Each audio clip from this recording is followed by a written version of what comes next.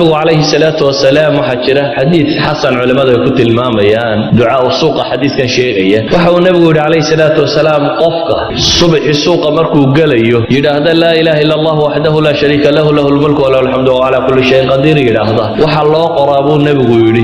alfa xasana waxaa laga masaxaa alfa sayi'a alfiga ma taqaani luqada carbeed waxaan hadda milyuunka la yidhahdaa kuma jirin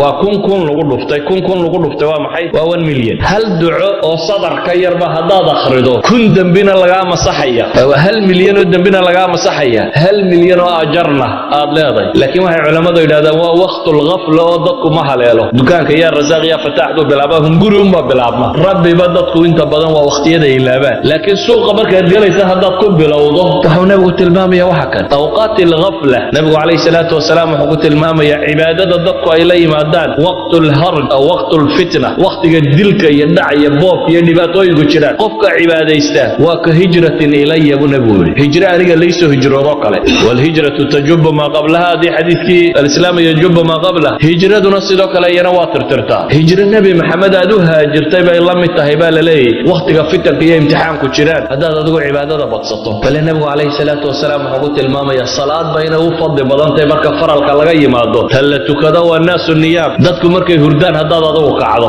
habeenkii markay dadku hurdaan haddaad adigu salaad u kacdo fariidada shanta kadib waa ta u fadli badan in la tukado idan waxaynu u baahanay dikriga iyo ducaaga iyo rabbi subxaanahu wa tacaala xasuustiisa inaynu in badan badinno oo in badan ilaahay subxaanahu wa tacaala ku xidhanno